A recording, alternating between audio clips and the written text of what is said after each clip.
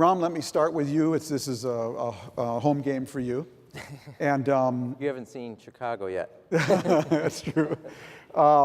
It's a question I want to ask all three of you, because I'm curious if there's a different answer, but average citizen from Chicago, Ram, comes up to you, stops you on the street, okay? It's a composite, obviously. What is the first thing on their mind?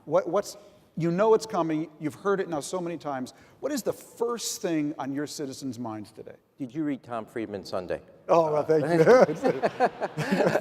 I said he was my favorite mayor. Look, I think that the video captured, in a sense, in one aspect or another, I mean, people care about their city. And I think we were talking, a little back there. This is the most intimate and immediate form of government for our public. The thing that touches their lives, the way they live their lives the most. For the city residents, it's either the schools or the safety of their streets, because that's the quality of life that they're going to lead for themselves, their families, or their businesses. And most importantly, everybody, I would say, if you ask me the number one, we're having a big debate in the city of Chicago about the length of the school day and the length of the school year. I want the length of the day and the school year to equal the aspiration of our children here.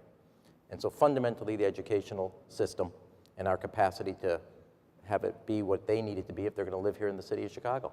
It's the number one reason people either leave the city or companies locate here is our educated workforce. Michael, you're the senior statesman here. I want to ask you the same question, but I also want to ask, would it have been different, 2 terms ago than it is today? The generic question you'd get from a average... 2 terms ago, it would have been crime, but Giuliani brought crime down. We brought crime down even more. And it's interesting, it's not on people's minds. They expect low crime, and I don't think any of my successors will be able to survive if they don't deliver that. I would answer your question. People always ask about housing and jobs and if they have kids in schools. My house, my job, the school my kid goes to. It's all very local. They don't care about what's at a national level or even a state level. If they haven't lost their house, they either know somebody that did or they think they do. If they haven't lost their job, they're worried about it, or they know somebody that's already lost their job. But it is very local, and that's where mayors work. We have to deliver the garbage and keep the streets safe and run the school systems and work on economic activity so there are jobs and help people when they do get in financial problems. But it's very different than what's in the debates on television, the social issues. Most people just don't care about them. There's a small group of people who are very vocal and care very much about each of those issues, but that's not where the average person's head is. It's much more personal. Kasim, how about you? People are focused on job creation. I live in a city that was a go-go city. The metropolitan Atlanta area was the 2nd fastest growing MSA in the United States of America for a decade. So having a tough time with our economy where we've lost 57,000 construction jobs in the home building space is really a shock to us. And really they want to be reassured. What I hear over and over again from people is that they want signs of stability. I think people want to know that the worst is at least beginning to be over. But it's job creation, even from people that have terrific jobs. They were accustomed to having options in Atlanta, and now people are really having to stay where they are. And I think that overrides everything else because we have gotten our arms around the crime space and really driven crime down to historic lows. So I think it's easily job creation and the shock that has happened to our confidence. You alluded to something, and sometimes when I watch the national debates now going on, I feel like we're having an economic crisis, and they're having an election, and like there's barely any overlap between the two, And I'm just curious, and I want to ask everybody this. What is and this isn't a Democrat-Republican thing, it's what is the federal government, is the federal government giving you the enabling tools that you need now, and you think your successors will need to thrive in your jobs? I think basically the federal government has no understanding of what goes on at a local level And in fact, when they send monies, they send it to the states and not to the cities where people live. And the state governments are typically governments that represent geographical areas rather than population. And so most of the monies never get down to the cities where the real problems and the economic potential is. And there's this enormous disconnect. Most of them have never been mayors. Mayors seldom go on to other offices because mayors have to make decisions. Mayors can't say, but that's true. I mean, you know, we had a presidential candidate that said, I voted for the war, but not to fund it. Right. That is similar to saying I'm pro-choice, but not for women. You're right. Mayors can't do that. These Yeah. guys, myself, you have to make, you explicitly have to be on one side or the other, and that makes it difficult because if you lose 50% of the population with every decision, you think about it, after 5 decisions, even your mother's not voting for you. So That's assuming you started with her support. Ram, how about you? I mean, what is the federal government? Is it an enabling institution? Is our national politics even helpful here? Can I go into a witness protection plan? I promise we won't let it out of this theater. Yeah, these are your 2,000 closest friends on this answer. No, let me say, first of all, let's start with the premise, I think, of all of us. I don't create jobs. I create the conditions for economic growth and job creation. It's number one, understanding what I do versus what I don't do. Yeah. Number two, in that area, there's 3 things that I think are critical. Trained and educated workforce. I have responsibility to that, would like more resources to achieve that so the universities, the community colleges, K through 12 can do it. Probably the most direct to help me retain companies, recruit companies, let them expand, our infrastructure. And that's more critical in Chicago because we're the transportation hub of the country, and you could argue one of the most critical choke points for the world. Yeah. We're the only airport system with 2 major carriers. A quarter to a third of all commodity rail traffic comes through in the United States comes through Chicago. Giving us, and I just made an announcement today with Ray LaHood here in the city of Chicago, but giving us the ability to invest in our public transportation, our water system, as I say, rails, roads, and runways. We invest in those. Chicago will continue to recruit companies, expand. We just got, and this is not a promo, but some of the companies that chose to expand here, their workers say they like living here, like being able to live in the city and get to work very conveniently because we have a good mass transit system. We can't be able to make that type of investment. I'm going to lose strategic advantage. And so infrastructure, the education, we have more responsibility. I'd love to have more financial support so I can keep move the system in the right direction. But all those, I suppose, in understanding our mission, which is the conditions so companies can grow and expand. And those are the critical investments I need partnership with. And I think, Michael, I will say this honestly from having been at the federal level. I do not think there's an appreciation by the federal government and others of what they make us, whether it's governors, but particularly mayors, go through to get the resources to achieve the mission that we're all here in one way or another. All of us have very busy airports, as you can imagine. But what we have to do to achieve the mission so our cities and our metropolitan areas can grow. And I don't think that is quite appreciated if you're having been at the federal level, what we have to go through to get those resources and put them to work on behalf of the people we serve. Yeah, actually, I think you said it well in your book. Instead of creating jobs, you have to create what Ram just said, the environment. So a carbon tax, for example, would create an awful lot more jobs than investing in any one company. I'm a little bit sympathetic to the Obama administration. They've gotten taken apart for this one investment. But the bottom line, the mistake there is not one investment. It is thinking that you can go and replace the private sector with federal monies, and in fact you can't. What you have to do is, as Ram said, create the environment, which means access to this country for immigrants, which means a tax policy that is consistent and that rewards you for doing what's in the society's interest, regulations which you can depend on and understand and don't need more accountants and lawyers than you have employees to comply with. I think the straighter answer is that they have not. The fact of the matter is No, they really are not paying attention, and I think it's clear when you look at the American Recovery and Reinvestment Act. Less than 8% of those dollars went to cities, and then the path for them went to states. The money was held at the state level. 80% of the nation's GDP is in cities. We have a port in Savannah, Georgia, which is the fastest growing port on the eastern seaboard. We can't get $600 million in federal funding to fund it, even though it exports 52% and takes in 48%. We got the busiest passenger airport, a single passenger airport on the planet Earth. We can't get critical infrastructure investments made there.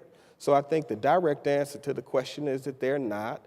And because mayors govern 80% of the nation's GDP, and we move faster than everybody else. Most of us have term limits. I mean, I'm term limited, and I'm not as fortunate enough as Mayor Bloomberg to change it. And I don't think I'm as popular as Rahm Emanuel. So we move with speed when you're mayor. Yeah. Like when people come in my office and tell me something's going to take 6 months, 8 months, that's unacceptable to me. But members of Congress, that's acceptable. A year is acceptable to them. And here we are, and all these folks are suffering, and they're not getting it. And that's why people are mad. People are mad because they saw an election where job was on their mind in 2008, and we spent a year and a half focusing on health care, which I think was meaningful and important, and then we went to deficit reduction. And now we're having a conversation about jobs. People wanted a conversation about jobs all along, and they're mad about it.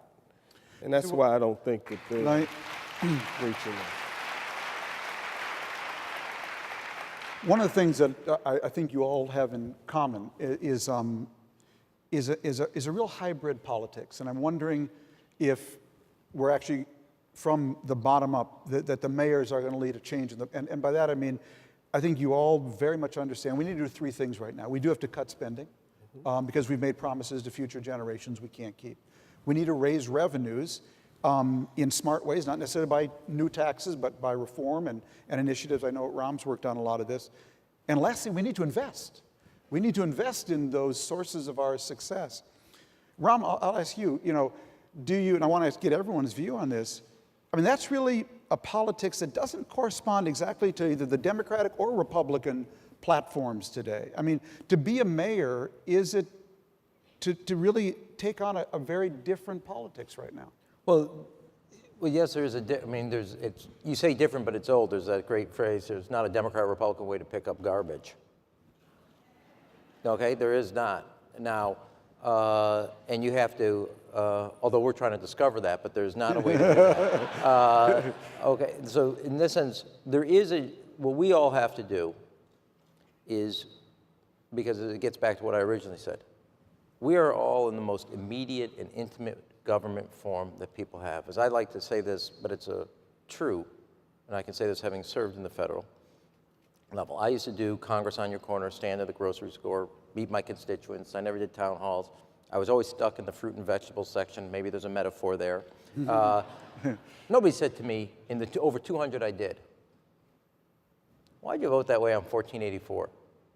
No, here, you make a decision like we're going to do competitive bidding now on recycling. Yeah. You walk out and within 15 minutes, people are either thumbs up, thumbs down, or a finger in your chest. So you're right on the line, and it has to be very pragmatic. It has to be principled, as Mike said, in the sense of how people lead their lives, and you got to make a decision because it is exactly as Kasim said. I mean, patience is not one of my strong suits. I think that we've established that, okay? But you really don't have time to evaluate. You've got to deliver a service. You've got to make a change. You've got to make a decision that is immediate in the way people are leading their lives. Is it a new hybrid? It is, it's going to be new for others in the sense that it is pragmatic, it's principled, and it's based on progress because we have no way to go. We don't have sideways. We only have forward or backwards. Michael, that's why it's not ideological. How does it strike you? I mean, could we use more of this hybrid at the national level? Well, national level, what national government does is they redistribute wealth. And sometimes they do it intelligently, and sometimes they don't, and where you stand depends on where you sit. But there's no accountability. You don't go back and, well, there is in the sense that we're trying to blame somebody for the mortgage crisis. It can't be Congress, which started all this. It can't be Freddie and Fannie, which is controlled by Congress. So it has to be somebody else. So we go after something like a group like the bankers and the banks, where the only ways out of our current economic malaise is to have them do well and be aggressive and be confident in the future. And by constantly tearing them down, you are precluding us from ever getting the help that we need. We vilify people that make a lot of money. Last time, I don't know anybody that watched the World Series, but there were some players that make an awful lot of money. If you measure production versus what they get paid, particularly this year, you know, we've gotten ourselves into a society where somebody's got to be blamed for everything, but never us. And it brings me to China, where we're blaming China for all of our problems. And the last time I looked at China, I think what they do is they take their taxpayers' money, they subsidize the manufacture of goods and services which they sell to us at below market prices so that we benefit from that, and we complain about that. Something I missed here. They give us a model for how to invest in infrastructure and they brought 150 million people into the middle class. They're doing all these things, and all we've got to do is copy them, and we're blaming them for being successful. And that lets us off the hook for looking in a mirror and saying, maybe we're not doing things ourselves. We're not making the investments in education. We're not making the investments in infrastructure. We're not setting an energy policy that will give us independence and growth in terms. We're decrying science and saying there isn't global warming, or we shouldn't have cancer drugs that people take, anti-cancer. I mean, we're not exactly. And I think Tim Geithner got a good earful from what the press said anyways. I'm a big fan of Tim's. But he went over to Europe and they said, hey, you guys go look in a mirror before you lecture us. And I think there's an awful lot to that. Kasim, you have Occupy Wall Street, a group in your city. Michael does, obviously. Ram, there's some here. I'm interested from all three of you. What do you make of this movement? I think it grows out of the anger from what I raised before. I think that people wanted focus and attention and passion on jobs. And I think that the group Occupy Wall Street, which I'm going to be talking to after this event tonight, really is the other end of the spectrum. And I'm really okay with it because I think the country needs more passion and we need a big fight. We're basically stuck right now. And I get very concerned that many of our friends on the right smile when they fight and enjoy the fight more, and people who are intellectual, who are solution-oriented, enjoy winning the argument but don't enjoy the fight. So I think that the response that we're seeing is many challenges. I'll have some negative news stories as we negotiate this in our park in Atlanta, but I think there needs to be energy on both sides of the spectrum, and we need to fight about the future of America. The issues that Mayor Bloomberg pointed out are issues where there is a right or wrong answer. I mean, whether we need to have a real conversation about global warming, a real conversation about science in our schools, we in this room know the right answers, but we won't fight with the people who are saying things that are ridiculous. So,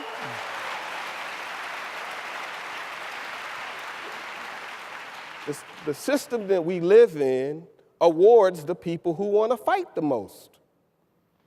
Because what I've seen is many people on the right who fight intensely to win office, and I think that President Bush had a masterful team in 2002, but look at the governing results. And I think in 2008, people on the left and in the middle wanted to fight, and I think they're frustrated because they didn't see the kind of results that we should have. And now we're just in a stalemate, and they've said that everything can fall apart. So I think we need to fight. Let's get it over with. Ram, You now know why I like Kasim. Well, let me, if I can, take a different stride on one thing here, a strain at least. the decisions in Washington are consequential. They're not inconsequential. That should not be a conclusion out of this. And what I mean by that is, President Clinton's going to be here tomorrow. And I remember distinctly the fight we had on doubling the earned income tax credit in the 93 budget, Yes. and then doubling down on it in the 97 balanced budget agreement. And it rewards people not to pick welfare, but work, and it gave them tax cuts. So there was, in fact, it's the original Nixon negative income tax, basically. It was that structure. Never has America experienced that amount of the closing between the rich and the working poor and the middle class of this country. And do not think for a chance, while the internet was significant without a doubt in the new economy that took off in the 90s, that the decisions that President Clinton and the Democrats made then, and I say that because it was Democratic Congress in the first, were consequential to finally, after 40 years, closing the gap income-wise, which is ripping this country apart. And as Kasim had noted, as we talk about what's going on Wall Street and so on and so forth, there's a major, major economic restructuring going on in this country. You have, Tom, in the New York Times today, the fact that in the last recession, people lost their standard of living and their income by 20%. I'm surprised there isn't a greater sense of what's happening in people's lives. And as I've always said, not that I agree or their solutions are the solutions I associate with, but if you can't hear the anguish of a lost income of 20%, while their lives are changing, their dreams for their capacity as a parent to deliver for their child, then you're too callous for public service, in my view. Now, I may not agree with everything that's being said, and I'm not saying that that's the right method or whatever, but there's a major economic restructuring going on. All of us are trying to meet the bottom lines our taxpayers pay us to do, the services we deliver. But at the end of the day, while it's education or whatever, that's for their children, and that's, as I said, it's also, not only is it for their children, it's for the ability for me as mayor to attract the companies or have them expand here. But there is a major economic restructure going on where the middle class in this country are feeling an angst they haven't felt. They lost in the great, quote unquote, first decade of the 21st century. They saw their income for the first time in a recovery go down, not up. And then you had the Great Recession hit them a double whammy. We as all public policymakers, regardless of party, regardless of affiliation, regardless of region, on the public side, not counting the private sector side, have to think about how we give a level of growth that has not been seen. So the American, in my case, the Chicago middle-class families, can achieve something that they had for themselves, they're worried about that they can't have for their children. Michael, you're ground zero for obviously Occupy Wall Street. How do you read this? America is about the future. America is a place where anything is possible. People from around the world came and still want to come, although we don't let them in now. But people want to come to America because even if you aren't going to be a great success, you can make a great success for your kids or your grandchildren. That was the traditional model. You came here, you took 2 or 3 jobs, you worked for nothing, but your kids went to school, and the kids eventually went on to do great things. And unfortunately, some of that has been taken away. It's an aspirational thing. We don't see our schools getting better. We don't see leadership out of Washington, and I think you can say both sides of the aisle and both ends of Pennsylvania Avenue, because it's a little bit of everybody there. There's too much focus on the next election and not enough and too much looking at the past to blame people, but too few profiles and courage to go and to make the real decisions that have payoffs down the road after you're out of office. Everybody looks to say, well, if I'm not going to be around when the deliverables come, I'm not going to vote for that. And because of, I think, changes in transportation, Congress comes on Tuesdays, leaves on Thursdays, and they don't develop any relationships, so they can't get together and come to some compromises and understand each other. It's because of the 24-hour news cycle where people take positions before they even know what the facts are. We've taken it because of gerrymandering. There's no contest in most places in the general election. The contest takes place in the primaries, so the right has to move to the right, the left has to move to the left, rather than moving to the center where you need them to be. And what we need is to get back to believing that anything is possible in this country. That, and you do that by letting in people who still aren't jaded and think that they can carry us into the next world. And we've shut that off, and the dialogue of walking away from investments, and we need the president, with the help of Congress and with the help of everybody from both parties, to stand up and say, remind everybody what's great about America. We are tearing ourselves apart. We're looking at the things that we do wrong, and God knows there are plenty of those. But on balance, this is still the land of the free and the home of the brave. This is where, if you open the borders, half the world would want to come and raise their families here. And we've walked away from that, I think. We're just too down on ourselves. Well, it's a great setup for how I'd like to end, give you each a chance to say something. You know, one of the ways we describe ourselves in our book is, I'm a frustrated optimist. You know, I'm an optimist, but I'm a frustrated optimist right now about America. And after people get done reading the book, or get to the end, near the end of the book, they say, we get the frustration, but from where comes the optimism? And for me, the optimism comes from the fact, and Michael, you alluded to it, that this country is still full of people who just didn't get the word. And one of them just died this week. And, you know, Steve Jobs, he didn't get the word that we're down and out. He didn't get the word that we're in a decline. He didn't get the word that Germany's going to eat our breakfast and China's going to eat our lunch. And this country actually is full of people who, God bless them, just didn't get the word. And government, too, rarely, at this day and age, is enabling and empowering those people. So to end, I want Ram, I want Michael, I want Kasim. Tell me what excites you. What is the thing you're working on now, Ram, that excites you most in Chicago, okay? That when you get up in the morning, if you get through negotiating and dealing and with unions and everything, what do you just say, now, this is cool? Garbage. No. I take it out every day at home, and now I'm going to do it all over the city. No. Look. What do you want to tell the world about? No. First of all, every mayor will represent their city.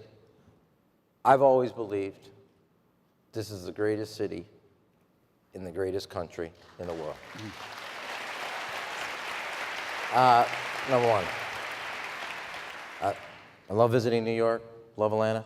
Best quality of life where you can raise a family and achieve a dream. As Mike was talking, you know, my father came here in 1959. My grandfather, 1917. 13 years old on a boat by himself to meet a third cousin he never saw. She's watching. His grandson's the mayor of the city he chose as home. Nowhere else. Nowhere else in America. And we have people who are trying to achieve that dream every day in our cities. My city. And I really want an educational system. Two things in a sense. I want an educational system that's really up to and measures the aspiration of the children in our city. And it's not there yet. It's not capable of that. And the second thing, although it's the hardest thing, this is a great ideas festival. People from around the country, clearly from the city, here. The truth is, the promise of Chicago is very real, very immediate, and very achievable. I want this same sense when I campaigned for office in parts of the city. There are kids in parts of this city where downtown Chicago and all that it's associated with is only a few miles away. But for them, it's hundreds of miles away. And I want that same sense of what Chicago I know it is can be as immediate and accessible for them as it is for all of us that are in this room. Thank you.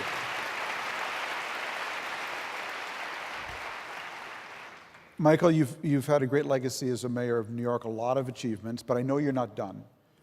What excites you now? What are you working on now that really makes you optimistic and hopeful and really gets you excited? Well, it's what Ram talked about, we're working on it, it occurred to me, in two different ends. One, we've got a proposal out to, the city will put a lot of money and give some land into great universities if they will come and open another campus in New York City, mainly engineering and applied science. Which universities? There's 25 different ones who have applied. We haven't picked at the end of this month. We'll pick a winner. But Stanford, for example, has been very aggressive, wanting to come and open an East Coast branch with a real campus, with mirroring what they have out in Palo Alto. Cornell, upstate, wants to come downstate. We have Cornell graduates. We have the fundraising will call you.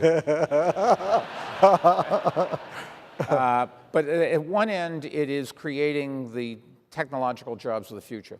At the other end, it is looking at a group of mostly male minority youngsters who have dropped out of the system and go in and out of the criminal justice system with no hope whatsoever. And unfortunately, the only ways out is a very sad ways. And so we've started a project with city money, with a very generous donation from George Soros, and my foundation's put in some money as well, to try to work with kids that society has just totally forgot about. We work in our public schools to minority kids who don't test as well as some other groups, and we have brought up graduation rates. We have improved test scores. But this is a group that is so far out of that they have literally no hope. And trying to engage them, for example, when they apply for a job, they don't have an ID. You can't fill out an application if you don't have an ID. The criminal justice system that most of them have an involvement in just doesn't correct at all. The recidivism rate is 75% within a couple of years. This is just a group that they don't come from a family where education is a tradition. There's no support staff, in many cases dysfunctional families. The school system can't handle them because they've dropped out or the discipline problems.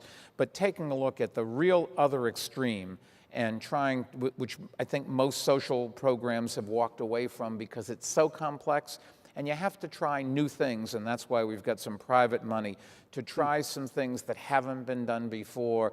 The normal social programs help a lot of people, but this is a group that they really have forgotten or haven't been able to reach, and we want to do that. So both ends, but it's education. That's where it is for the future.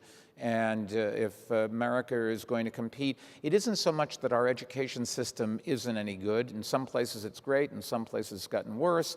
But the fact of the matter is, around the world, everybody else is improving their educational systems. And in a global world, we're falling back as much because others are improving and we're stagnating, and unfortunately, in some cases, actually declining. Great. Kasim, you heroically got your budget under control. That was the last time I saw you. Yeah. You know, people don't realize, how many votes did you win by? 714. 714. Wonderful people. What a mandate. What a mandate to cut the budget. But I know you're beyond that because I came down to Atlanta and talked to you about it.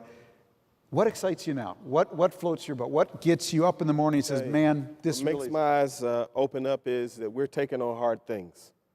And I think that we, help ourselves. We passed the most sweeping pension reform legislation of any major city in the United States of America. We had a $1.5 billion unfunded liability. We now have a plan to pay that off. But what's important is how we did it. We did it with the support of labor unions, and we passed it 15-0. So unlike some folks who took a more hostile approach to working people, we really sat around the table and got a deal that kept the city strong and prevented me from having to continue to fire people. So I'm proud of us dealing with that. I think that in the state of Georgia, we're coming up on a vote on a regional transportation tax with a Republican governor, Republican lieutenant governor, Republican speaker. That would be the biggest infrastructure investment in our region in the modern history of our state. I think if we take things on in places like Atlanta, in places like the Deep South, with bipartisan support, the mayor of Atlanta working to deepen the port of Savannah, who would have ever thunk it?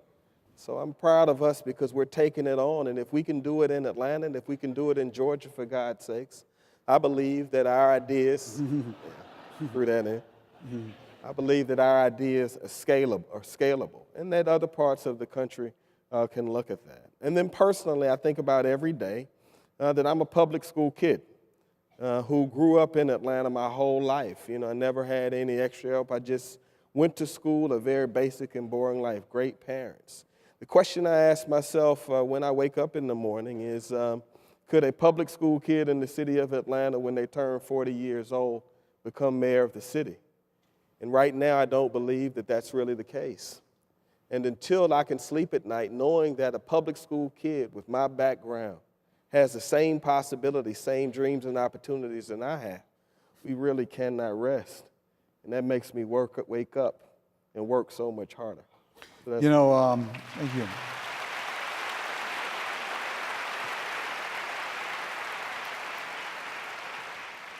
Listening to these three great mayors this evening reminds me when people ask me again, how are you an optimist? I say, if you want to be an optimist in this country, stand on your head. Because this country looks so much better from the bottom up than the top down. Mayor Emanuel, Mayor Bloomberg, Mayor Reed, thank you very much. Thank you.